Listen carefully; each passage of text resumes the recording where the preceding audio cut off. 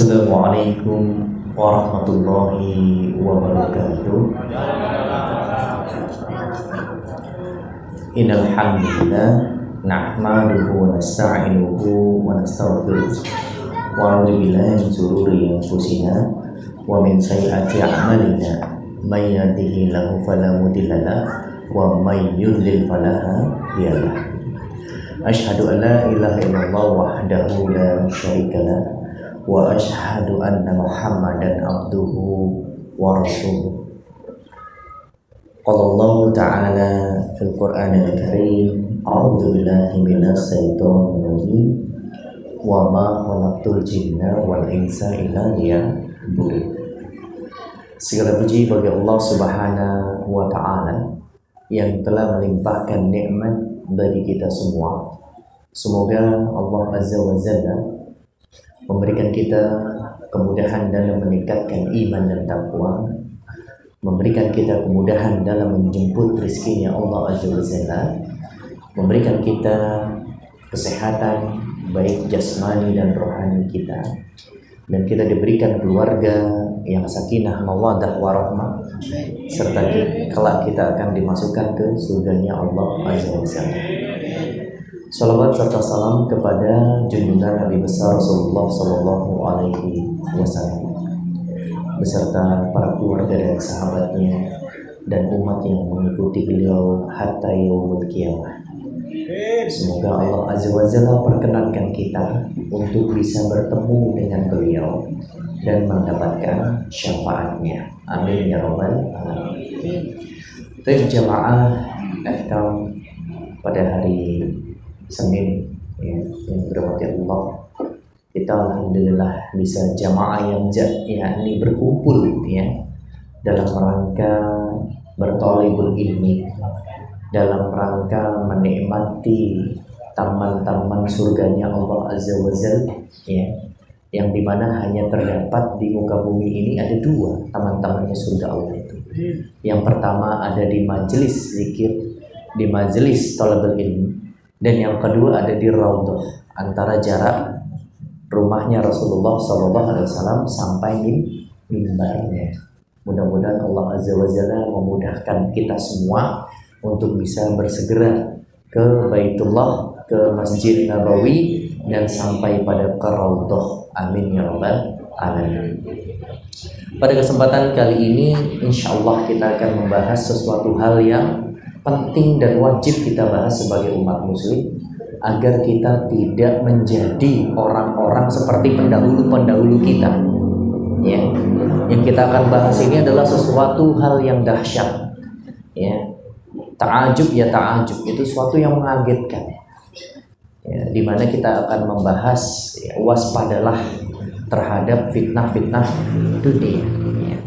Sebagaimana Rasulullah SAW ya, an Ka'ab bin Iyad qal ya, sami'tu Nabi Rasulullah sallallahu alaihi wasallam yaqul inna likulli ummati fitnah wa fitnah ummati al-maut. Dari Ka'ab bin Iyad berkata, aku mendengar ya, sami'tu, aku mendengar dari Rasulullah sallallahu alaihi wasallam, sesungguhnya setiap umat itu memiliki fitnah, dan fitnah umatku ya adalah harta ya. Jadi kalau kita bicara masalah harta, masalah dunia, ini memang sudah ditetapkan oleh nas, oleh dalil, bahwasannya itu adalah bagian dari fitnah ya. Bahwa kalau kita ketahui fitnah itu adalah sesuatu yang luar biasa, yang wajib kita untuk menghindarinya. Jangan sampai kita terbawa, terlena, apalagi masuk terjerumus di dalam fitnah tersebut, seolah-olah fitnah itu adalah bagian dari kebaikan. Dan fitnah yang seperti ini itu sulit untuk keluar ya. Sebagaimana di dalam surat Al-An'am ayat 32, wa mal hayatud dunya illa la'ibu walladinu al-akhiratu khairul lillazina yattaquna afala ta'qilu. Dan tidaklah kehidupan dunia ini kecuali hanyalah permainan dan senda gurau belaka, kata Allah Subhanahu wa taala. Dan sungguh kampung akhirat itu lebih baik lagi bagi orang-orang yang bertakwa. Apakah kalian tidak mau berpikir? Kata Allah Subhanahu wa taala begitu. Ya. Hal indakum yatafakkar? Apakah kalian tidak mau berpikir? Padahal sesungguhnya di dunia ini memang diciptakan oleh Allah Azza wa Jalla. Di sini disebutkan laiba yal'ab, yaitu adalah bagian dari permainan dan senda gurau. Tempat kita itu berleha-leha, tempat kita itu berhahihi, ya. Dan tentunya apa yang kita nikmati saat ini, apa yang kita miliki pada hari ini, itu semua akan kita tinggalkan kelak. Kita menghadap kepada Allah Azza wa Jalla dalam keadaan faragh, dalam keadaan kosong, yaitu tidak membawa apapun kecuali amal, kecuali ilmu, kecuali amal jariah, kecuali anak yang soleh. Ya, faqat salasa, faqat, hanya 3 saja. Ya.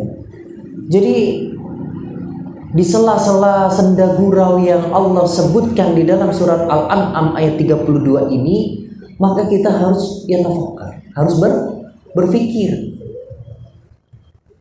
Apakah kita ini sudah siap nanti ketika Allah Azza wa Jalla, ya, ayat ini memanggil kita. Ya, ketika kita dipanggil oleh Allah Subhanahu wa taala, yang terjadi adalah tidak ada penundaan waktu, ya. Waktu itu tidak bisa ditunda bahkan sedikit pun. Sehingga Syekh Abdurrahman bin Nasir As-Sa'idi rahimahullah ta'ala menjelaskan tentang hakikat kehidupan dunia dan akhirat.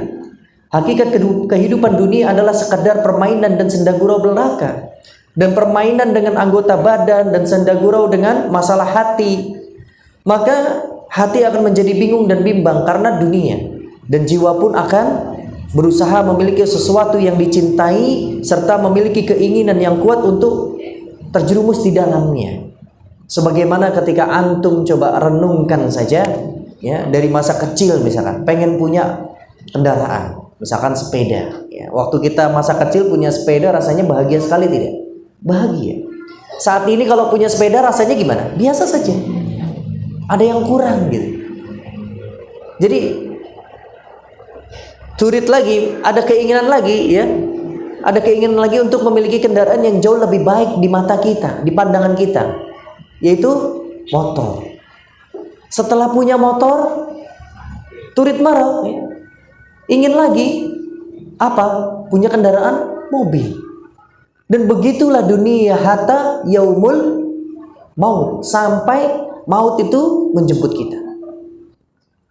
Jadi Bapak Ibu yang dirahmati Allah, perkara dunia ini bukan perkara remeh-temeh. Umat terdahulu sudah banyak sekali yang terjerumus, terfitnah dan terpuruk, ya, dengan dunia.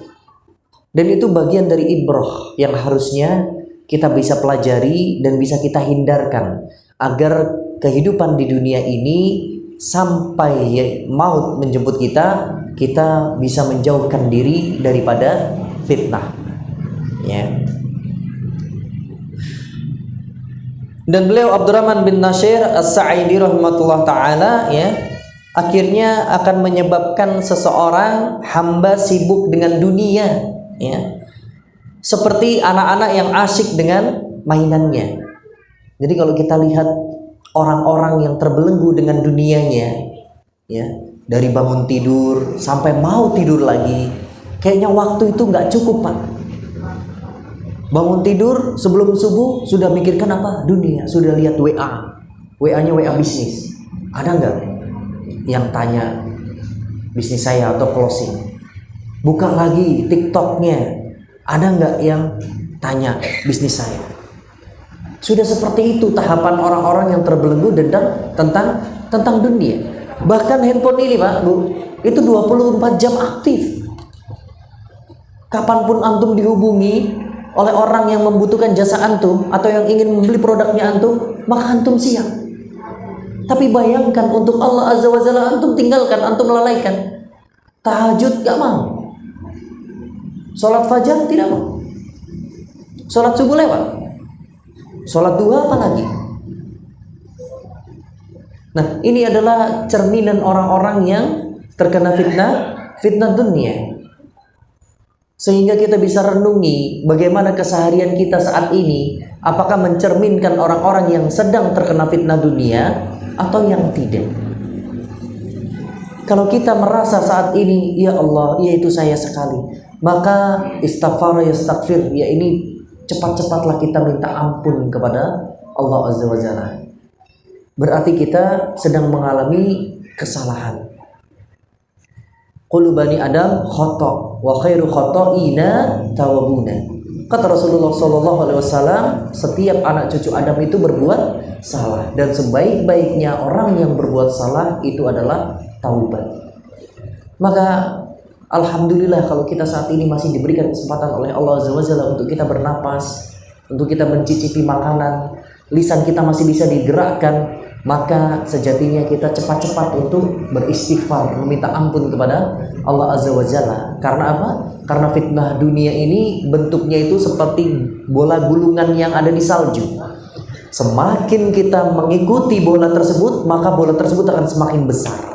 Dan kalau sudah semakin besar, nanti suatu saat dia akan menabrak sesuatu. Kalau sudah menabrak sesuatu, maka itu akan menghempaskan banyak hal. Dan kita yang ada di dalamnya, maka akan menjadi penyebab kekufuran, ya, penyebab kecelakaan dan musibah yang begitu besar. Coba kita lihat Bapak Ibu yang dirahmati Allah, orang-orang yang mendapatkan dunia yang dengan fitnah, maka ketika dunia itu diambil oleh Allah dengan keadaan musibah, mungkin banjir, mungkin kebakaran, ya, mungkin musibah-musibah yang lain, gempa, maka kesedihannya itu melebihi kesedihan yang ada di muka bumi ini. Itu adalah cerminan orang-orang yang terkena fitnah dunia. Mereka akan selalu berbicara, ya Allah, apa salah dan dosaku? Naudzubillah. Sampai sedemikian tahapnya. Karena apa? Karena dia merasa kecewa sekali. Selama ini hidupnya selalu mengejar dunia. Ketika dunianya datang, ketika dunianya hadir, maka Allah Azza wa Jalla apa? Allah Azza wa Jalla apa? Musnahkan dengan seketika. Tujuannya apa? Tujuannya agar manusia itu, agar hambaku itu tidak terjerat lebih jauh lagi, ya, tidak terjerat lebih jauh lagi. Maka yang terjadi bagi orang-orang yang cerminan terkena fitnah dunia, yakni mereka merengek-rengek seperti anak kecil, dan dia tidak merasa bersalah. Coba untuk melihat anak kecil itu, ketika merengek-rengek di pasar, mau beli, mau yang ini dan sebagainya, apakah dia merasa bersalah? Tidak. Egoisnya ditampakkan oleh anak itu. Bahkan anak itu bisa bahasanya membenci orang tuanya ketika itu. Begitulah cerminan orang-orang yang terkena fitnah dunia. Dia merengek seperti anak kecil, dia menyalahkan Allah Azza wa Jalla. Ya, dosa saya apa, salah saya apa, sholat saya sudah, sedekah saya sudah, tapi kenapa engkau ini ambil ya Allah, nanti saya bagaimana? Nah, seperti itulah cerminan-cerminan orang-orang yang terkena fitnah dunia. Nah, dan Nabi kita Rasulullah Shallallahu Alaihi Wasallam ya mengingatkan agar kita tidak menjadi budaknya harta. Ya, kalau kita terkena fitnah dunia, maka yang terjadi adalah secara tidak langsung kita menjadi budaknya harta, dan ini sangat berbahaya sekali. Ya, Nabi Allah kita Shallallahu Alaihi Wasallam qal ta'isa abdul dinar, ta'isa abdul dirham, ta'isa abdul khamis, ta'isa abdul khamilah. Inna a'tiya radiya wa illam yu'ta sakhita. Ya. Kata Rasulullah Shallallahu Alaihi Wasallam, celakalah hamba dinar, celakalah hamba dirham, celakalah hamba khamis, celakalah hamba khamilah. Khamis dan khamilah itu sejenis pakaian, ya, yang terbuat dari sesuatu yang bagus, ya, seperti wol dan sutra. Lalu Rasulullah Shallallahu Alaihi Wasallam menambahkan, semua jika diberi ia senang, tetapi jika tidak diberi ia marah. Begitulah gambaran orang-orang yang terkena fitnah dunia, tahapannya sampai budak harta. Jadi kalau dia diberi itu senang sekali, bahkan bersyukur, sujud syukur itu ditampakkan kepada orang-orang banyak. Ya, tapi ketika dia tidak diberikan, maka dia sedih sesedih-sedihnya, kecewa sekecewa-cewanya. Bahkan dia tidak mau menghadap Allah Azza wa Jalla. Ya, yang dia cari adalah dunia, yang dia cari adalah manusia-manusia. Ya. Sebagaimana contoh, ya, ada seseorang yang datang ke masjid dengan motor baru. Sholat di masjid. Sholat dia.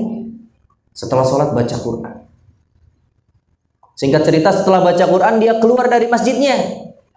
Lalu dia di dalam pandangannya tidak tampak itu motor barunya, ada di tempat parkir. Kaget, doa itu hilang. Telah hilang motornya, dia cari ke sana ke sini, ya. Dia cari ke sana ke sini, telepon sana sini dan sebagainya.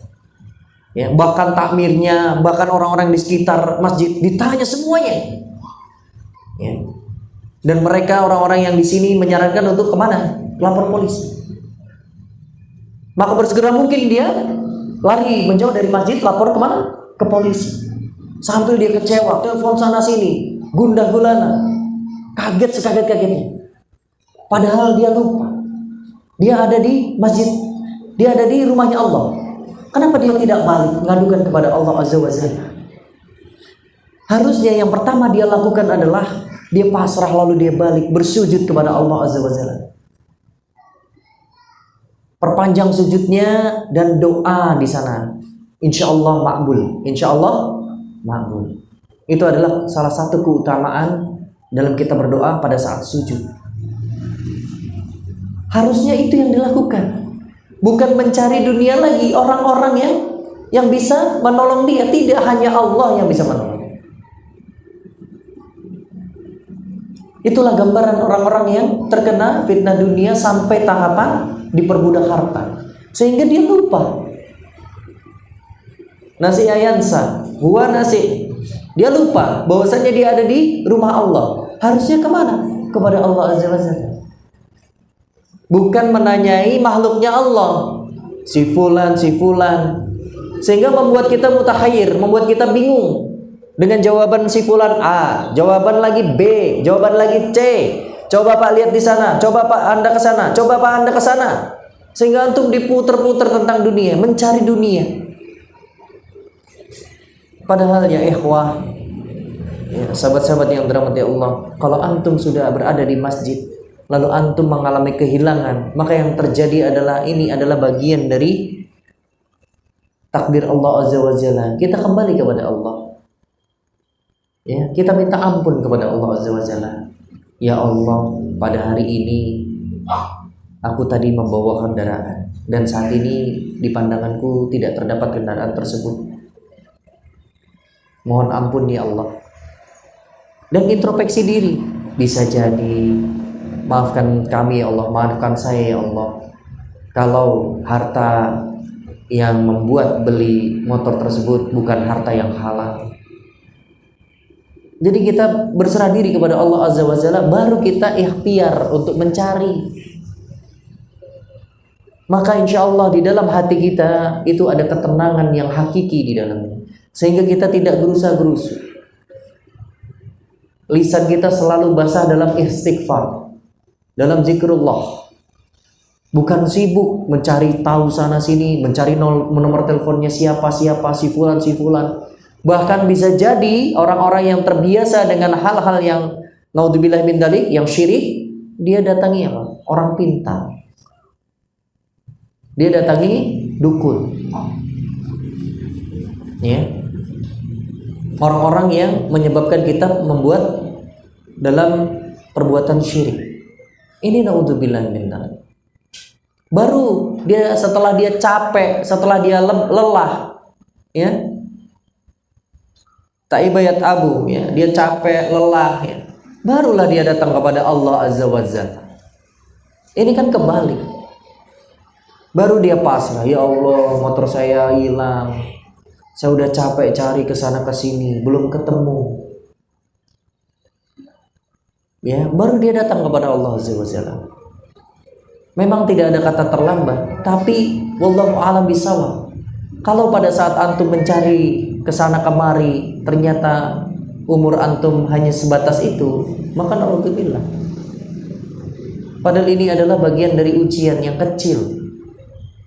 Kalau Allah Azza wa Jalla mengambil harta kita pada saat ini, itu ujian yang kecil, bukan ujian yang besar. Ujian yang besar itu kalau sandal antum, sepatu antum, kendaraan antum tidak ada di masjid, dan antum juga tidak ada di masjid pada waktu-waktu sholat. Itu yang disebut dengan musibah yang besar. Itu yang disebut dengan kecelakaan yang besar. Tapi kalau harta antum yang hilang, ya, antum atau harta antum rusak, itu adalah masalah kecil yang insya Allah akan bisa ganti yang jauh lebih baik dan jauh lebih besar ketika kita ikhlas kepada Allah Azza wa Jalla. Ya, karena rezeki kita itu sudah dijamin oleh Allah Azza wa Jalla. Jadi nggak usah ragu, nggak usah bingung. Ya, yang bingung itu kalau motornya hilang masih ada cicilan. Nah itu, ya, sudah hilang, ya. Dan kebanyakan seperti itu. Baru hilang juga baru diantar dari dealer, Ustaz, udah hilang, cicilannya masih 3 tahun. Stres nggak? Iya. Menggunakan riba lagi. Wah, naudzubillah. Jadi luar biasa. Benar-benar diperbudak oleh dunia. Dia tidak menikmati motornya, tapi masih disuruh ngangsur. Kata salah sasana sampai 3 tahun lagi. Kan ini luar biasa. Kesedihan saya itu, Ustaz. Makanya saya kesana kemari itu. Saya takut ditagih tape kolektor kali.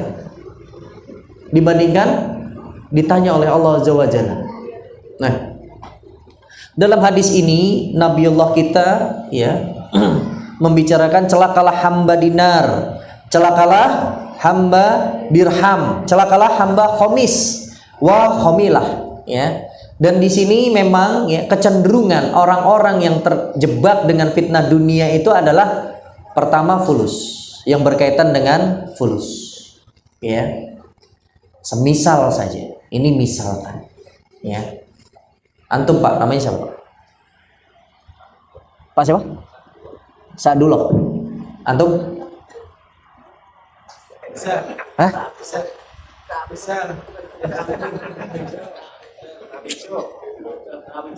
Misalkan antum, ya, antum berdua nih menghadap anak, ya. Ada Pak Ustaz? Wah, antum yang pakai baju hijau, nih anak kasih uang 100.000. Seneng nggak? Seneng nggak? Seneng banget kan? Alhamdulillah, bersyukurnya luar biasa. Nah, ini yang sebelahnya, antum berharapnya sama kan? Bener kan? Iya kan? Ah, saya juga dapat 100.000 nih, begitu kan? Ternyata anak kasih 1 juta. Seneng banget gak? Yang antum kecewa nggak? Beliau yang hijau ini kecewa karena apa? Karena melihat temannya diberikan jauh lebih besar. Itu yang disebut dengan celakalah ahlul dinar, ahlul dirham. Pertamanya seneng dia dikasih 100.000, alhamdulillah. Sebelah. Terus yang berharap yang belum dikasih, saya berharapnya juga sama nominalnya. Iya kan? Tapi ketika dikasih yang tidak sama, ada kecenderungan. Pasti yang lebih sedikit dia kecewa. Itu adalah ciri-ciri ahlul dinar wa ahlul dirham. Itu adalah ciri-ciri hambanya dinar dan hambanya dirham. Begitu juga dengan hadiah. Hadiah ini berbentuknya biasanya dengan pakaian, ya, dengan aksesoris. Ketika antum diberikan semua rata, ya, kaos nih, misalkan kaos partai dibagi-bagikan, senang nggak? Senang, ya. Atau kalender antum dibagikan semua. Tapi ketika antum melihat teman antum kalendernya lebih bagus, antum kecewa. Wah, enak nih, kalendernya bisa jalan sendiri. Ada kalender bisa jalan sendiri? Ada di bawah orang. Ya. Itu enak nih, kalendernya 13 bulan. Punya saya cuma 12. Iya. Itu kalendernya sana merah semua. Ya. Jadi itulah bentuk-bentuk, ya, fitnah dunia yang kecil-kecil. Kalau itu kita biarkan di dalam hidup, di dalam diri kita, hidup di dalam jadi prinsip hidup kita, maka naudzubillah min dzalik. maka sama saja kita membinasakan diri kita sendiri, ya. Dan Rasulullah SAW mendoakan celaka bagi hamba dinar dan yang lainnya. Seseorang disebut hamba dinar, maka tadi disebutkan seperti itu, ya. Maka sahabat-sahabat yang dirahmati Allah, penyebutan dengan hamba ini menunjukkan bahwa hal ini termasuk perbuatan syirik, ya, di dalam kitab At-Tamhid li syarah kitab At-Tauhid, ya. Jadi naudzubillah min dzalik, ketika antum iri dengan teman antum, ya, padahal antum baru saja dikasih, maka itu adalah bentuk kesyirikan kepada Allah Azza wa Jalla. Berarti antum menolak hadiah ketentuan takdir dari Allah Subhanahu wa taala yang Allah berikan pada antum pada hari itu, pada saat itu, pada detik itu. Padahal Bapak Ibu yang dirahmati Allah, ketika antum mendapatkan sesuatu dan di antara kita ini berbeda dapatnya, itu belum tentu kita bisa manfaatkan. Belum tentu Allah berikan kesempatan kita untuk bisa memanfaatkannya. Begitu juga yang ada saat ini di dalam tabungan-tabungan antum sekalian. Itu bukan rezeki, belum tentu jadi rezekinya antum. Yang ada di tabungan antum, entah 100 juta, entah 200 juta, entah 1 miliar, ya, itu belum tentu jadi rezekinya antum. Karena apa? Belum antum manfaatkan. Bisa jadi itu bagian dari musibahnya antum. Ketika antum dipanggil oleh Allah Azza wa Jalla dan itu belum bisa dimanfaatkan dengan baik, maka pasti antum ditanya, dari mana kamu dapat harta ini? Untuk apa harta ini kamu gunakan? Padahal antum itu belum memanfaatkannya. Tapi itu sudah menjadi tanggung jawab antum di hadapan Allah Azza wa Jalla. Jadi sahabat-sahabat Bapak Ibu yang dirahmati Allah, perkara dalam fitnah dunia ini hati-hati, ya. Jangan sampai kita masuk di dalam orang-orang atau kelompok yang seperti ini. Begitu juga di dalam surat Hud ayat 15 dan 16. Barang siapa menghendaki kehidupan dunia dan perhiasannya, niscaya kami berikan kepada mereka balasan amal perbuatan mereka di dunia dengan sempurna, dan mereka di dunia itu tidak akan dirugikan. Mereka lah orang-orang yang di akhiratnya kelak tidak akan memperoleh balasan kecuali neraka, dan lenyaplah apa amal kebaikan yang telah mereka usahakan di dunia, dan sia-sialah apa yang telah mereka lakukan. Ayat yang mulia ini menunjukkan bahwasannya orang-orang yang melakukan amal soleh, yang melakukan amal ibadah, tujuannya untuk dunia, untuk mendapatkan dunia, maka naudzubillah min dzalik. Ini tingkatannya jauh lebih, permasalahannya bukan hanya di budak harta lagi, tapi bahasanya sudah mengakali, menggotak-gatikkan ayat. Dia berani sekali, ya, bahkan memiliki tafsir sendiri. Kalau saya mau cepat kaya, ya, ini ada motor, ada mobil, saya tempelin tangan saya sholawat di sana. Allahumma sholli ala Muhammad wa ala ali Muhammad. Inilah ayatnya kenapa antum dilarang seperti itu. Ketika antum menginginkan rumah, maka antum sholat tahajud. Getol sekali sholatnya, ya. Ketika antum ingin memiliki mobil, maka antum sholat duha, puasa. Ini adalah bentuk-bentuk amal ibadah, amal soleh yang dilakukan dengan niat duniawi. Adalah termasuk perbuatan syirik yang besar, yang bisa merusak kesempurnaan keiman kita, tauhid kita, yang semestinya kita jaga dengan amal soleh itu. Kalau kita melakukan amal soleh dan amal ibadah, syaratnya hanya dua: ittiba'us sunnah, mengikuti Rasulullah SAW, wa ikhlasun ilallah, ikhlas kepada Allah Subhanahu wa taala. Jadi tidak ada pamrihnya, ya. Dan perbuatan ini dapat menggugurkan amal kebaikan dan keimanan kita. Bahkan perbuatan ini lebih buruk dari perbuatan riya, ya. Lebih buruk dari perbuatan riya. Sehingga di dalam kitab At-Tauhid mencantumkan sebuah bab khusus tentang masalah penting, yaitu termasuk perbuatan syirik adalah jika seseorang menginginkan dunia dengan amal soleh yang dia lakukan. Padahal ini sering diajarkan ustadz-ustadz yang ada di TV, Ustadz. Terus gimana hukumnya? Naudzubillah min dalik. Itu khotob, itu salah. Saya nggak tahu ilmunya dari mana. Saya nggak tahu dia menyampaikan itu ilmunya dari mana, saya nggak paham. Tapi sepanjang saya belajar Islam, maka hal yang seperti itu dilarang oleh Allah Azza wa Jalla, yakni mamnu, dilarang. Karena apa? Itu penyebab fitnah-fitnah dunia muncul di dalam diri kita. Dan bahasanya itu adalah perbuatan bid'ah, perbuatan yang sesat. Sebagaimana antum pengen dapat pahala dari Allah, maka antum sholat subuh 4 rakaat. Seperti itulah kurang lebih. Maka antum pengen tambahan pahala dari Allah, antum sholat isya 8 rakaat. Nah, seperti itulah kurang lebih. Perbuatan itu menyimpang dari Ahlus Sunnah wal Jamaah, menyimpang dari beberapa pendapat-pendapat kitab-kitab yang sahih, baik itu hadis, Al-Quran dan sebagainya. Karena itu tidak pernah dicontohkan oleh Rasulullah SAW, satu pun tidak pernah. Ketika para sahabat yang dalam kondisi kemiskinan bertanya kepada Rasulullah SAW, ya Rasul, amalan apa yang menyebabkan saya untuk bisa mengalahkan si fulan yang kaya raya? Dia sudah kaya raya, bisa bersedekah, tapi dia juga amalan solehnya juga kuat, qawi gitu ya. Sedangkan kami ya Rasul, kita nggak punya harta. Amalan kita kadang-kadang juga kalah dengan mereka. Karena apa? Karena waktu kita habis untuk bermaisha, mencari pekerjaan.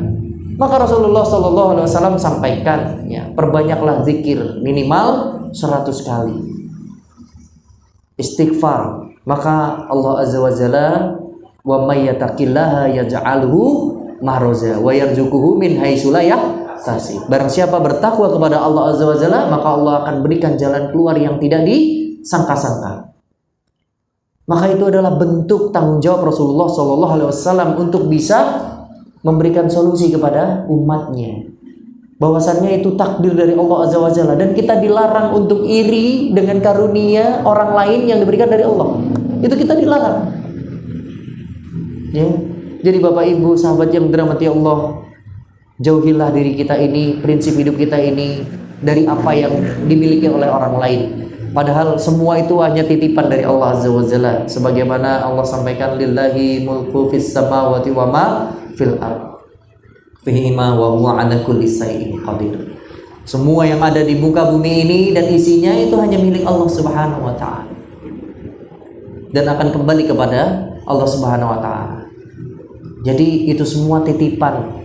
Bapak Ibu yang dirahmati Allah, sahabat-sahabat sekalian, kita tidak boleh ya menjadikan diri kita itu kalau sudah milik kita, yaitu akan kita nikmati sampai kapanpun. Tidak. Bahkan kita pikirkan waktu kita masih hidup, kita pikirkan nanti harta saya bagikan ke anak saya yang ini, ke anak saya yang itu, ke si fulan dan sebagainya. Tapi diberikannya nanti. Ini pun juga orang-orang yang terkena fitnah dunia. Sebenarnya dia itu tidak rela, tapi dia sadar kalau dia itu hidup itu hanya sebentar. Usia saya itu udah 60, maka nanti saya berwasiat kalau saya meninggal dunia, ya tolong ya. Dia ngomongnya begitu, seolah-olah menjadi orang yang paling bijaksana di muka bumi ini. Padahal sejatinya orang itu pelit. Kalau memang dia ingin memberikan harta itu bersedekah, kenapa tidak waktu masih hidup? Kenapa harus berwasiat? Harusnya dia waktu masih hidup ya berikan kepada anak yatim, ya, ataupun ambil zakat, ya, ataupun masjid. Kalau memang dia ingin bersedekah, kalau memang dia ingin hibahkan kepada anak-anaknya, ya saat itu saja, bukan nanti ketika dia meninggal dunia. Ditulis, oh ini buat si fulan, ini si fulan. Sudah dibagi semua ya, sudah akur, nggak boleh berantem, begitu ngomong. Seolah-olah orang yang paling bijak di muka bumi ini. Padahal itu semua kesalahan. Ya, dalam beramal soleh. Kita sudah punya ilmu faraid dari Allah Azza wa Jalla, sudah, kita nggak usah mikir. Tinggal kita saat ini mikir bagaimana amal kita sudah sejauh mana, pahala kita sudah sebanyak apa. Harusnya kita mikirnya ke situ aja. Nggak perlu kita mikir harta yang saat ini kita miliki. Sepeninggal nanti saya, harta saya nanti gimana ya? Itu ketika antum nanti dipanggil oleh Allah Azza wa Jalla, itu udah nggak berlaku itu. Dan antum akan menjadi orang yang paling menyesal. Kenapa? Karena antum pengen sekali dikembalikan ke dunia, lalu antum ingin bersedekah, walaupun hanya dengan sebutir beras atau makanan atau zahar. Karena apa? Karena itu semua sudah ditutup pintunya oleh Allah Azza wa Jalla. Maka alhamdulillah jika saat ini kita masih diberikan kesempatan oleh Allah Azza wa Jalla, ya, fi fursah, ya, kesempatan pada hari ini, pada saat ini, maka maksimalkan kesempatan ini untuk beramal soleh. Dan amal soleh yang paling cepat dan paling dekat adalah kita bisa bersedekah dengan harta kita, untuk kita bersihkan harta kita dari subhat-subhat, dari sesuatu yang batil, sehingga mudah-mudahan Allah akan berikan kemudahan kita, ya. Dan berikutnya Rasulullah SAW bersabda, "Innad dunya mal'unatun mal'unun ma fiha illa zikrullah wa ma walahu alimun aw muta'allimun." Dunia itu terlaknat dan segala yang terkandung di dalamnya pun terlaknat, kecuali orang yang berzikir kepada Allah, yang melakukan ketaatan kepadanya, dan seorang yang alim atau menuntut ilmu syar'i. Jadi Rasulullah SAW sudah sampaikan bahwasanya dunia itu terlaknat dan dilaknat semua yang ada di dalamnya. Jadi ngapain kita mencari yang dilaknat itu? Ya, nggak perlu. Kecuali kata Allah Subhanahu Wa Taala, ya, kata Rasulullah SAW, yakni mana? Orang yang berzikir kepada Allah, orang yang taat, orang yang saleh, ya, dan orang yang alim, ya. Dan yang berikutnya orang yang menuntut ilmu. Mungkin ketiga hal tadi kita sulit untuk bisa mewujudkan di dalam diri kita, tapi ada satu peluang, yaitu kita sebagai thalibul ilmu, sebagai orang yang menuntut ilmu. Maka teruslah kita menuntut ilmu sebanyak-banyaknya. Kalau bisa setiap hari kita terus menuntut ilmu. Apalagi di zaman modern ini kita bisa buka akses internet dan kita bisa menuntut ilmu setiap saat, bahkan setiap saat setelah sholat antum bisa menuntut ilmu. Minimal antum murojaah, ya, taqra'u Quran, antum baca Quran, ya. Dan ini yang terakhir dari ana, ya, mudah-mudahan ini bermanfaat bagi kita semua. Nabiullah SAW pernah berdoa dengan kalimat-kalimat yang demikian. Allahumma inni a'udzubika min fitnatin nar wa azabin nar wa min syarril ghina wal faqr. Ya Allah, aku berlindung kepadamu dari fitnah neraka dan azab neraka, serta dari keburukan kekayaan dan kefakiran. Ya, hadis riwayat Abu Daud, ya. Jadi Bapak Ibu yang dirahmati Allah, ini cukup unik, ya, ketika Rasulullah SAW menyebutkan hal yang demikian. Beliau minta kepada Allah Azza wa Jalla dijauhkan, dihindari dari fitnahnya neraka, dari azabnya neraka. Begitu juga dengan kekayaan dan kemiskinan. Terus gimana ya Ustaz, saya harus gimana? Kekayaan gak boleh, kemiskinan gak boleh juga. Nah, maka yang penting kita bersyukur kepada Allah Azza wa Jalla. Ketika kita diberikan kekayaan, maka kita tidak merasa kaya. Ketika kita diberikan kemiskinan, maka kita tidak pernah merasa miskin. Itu yang penting adalah syukur. Rasa syukur yang kita tanamkan di dalam diri kita, itu adalah bentuk kecintaan kita kepada Allah Azza wa Jalla dan bentuk keikhlasan kita kepada Allah Azza wa Jalla. Sebagaimana banyak sekali kisah salafus soleh, orang-orang yang kaya tidak merasa dirinya kaya, begitu juga dengan orang yang miskin tidak merasa dirinya miskin. Ya, sebagaimana contoh adalah gubernurnya Umar bin Khattab. Ya, gubernurnya Umar bin Khattab itu ada salah satunya yang miskin sekali menurut orang-orang. Sampai Umar bin Khattab kaget, kok ada gubernur saya yang miskin. Akhirnya dia kirimkan bala tentaranya dengan sembako-sembako dihadiahkan kepadanya. Tapi apa yang terjadi? Orang miskin itu ketika membuka pintu, ditemui oleh bala tentaranya Umar bin Khattab, ditanya, ini rumah sefulan? Iya. Ini hadiah dari Umar. Dia langsung berteriak, Inna lillahi wa inna ilaihi raji'un. Sampai berkata itu, sampai orang rumah yang di dalam itu sontak kaget, dikira Umar bin Khattab wafat. Padahal tidak. Dia menyebutkan, kok Umar melakukan ini kepada saya? Padahal saya tidak merasa miskin. Saya cukup bangga, saya cukup bahagia dengan apa yang karunia yang sudah Allah berikan kepada saya. Maka ini bawa kembali kepada Umar dan katakan kepada Umar, kamu salah orang. Saya tidak merasa miskin dan saya sudah bangga. Masya Allah. Bisa nggak kira-kira kita seperti itu? Insya Allah. Jadi besok kalau nyoblos Pak, ya, kalau nyoblos nih, ya, kalau dikasih 100.000 jangan mau. Nah, 1 juta. Salah loh. Ya pokoknya antum kalau dikasih ya jangan mau. Ya, tolak. Ya. Sekalipun itu adalah orang yang ingin antum pilih, maka tolak. Ya. Kan ada sekarang nih kaos-kaos yang bertebaran kan? 50 nggak mau, 100 nggak mau, kalau 300 oke lah. Kalau 500 cepat, apalagi 1 juta. Saya ngajak orang. Jadi naudzubillah min dzalik. Ya, jangan sampai kita menjadi budaknya dunia dan terkena fitnah-fitnah dunia. Baik Bapak Ibu yang dirahmati Allah, yakfi, mudah-mudahan ini bermanfaat bagi kita semua. Semoga Allah Azza wa Jalla memberikan kita kekayaan di dalam diri kita. Ya, dan kekayaan itu datang dengan lirih, dengan landai, sehingga kita itu tidak menganggap kekayaan itu adalah sesuatu yang sempurna. Yang sempurna itu adalah milik Allah Subhanahu wa taala. Jadi antum gak usah takut. Ya, bagaimana ketika antum nanti gak punya motor, gak punya mobil, itu bukan syarat untuk kita diterima ibadahnya oleh Allah Azza wa Jalla. Ya, itu bukan bagian dari syarat. Ya. Tapi sahabat-sahabat yang dirahmati Allah, sebelum ana tutup, silakan bagi sahabat-sahabat Bapak Ibu yang ingin bertanya, tafadhol.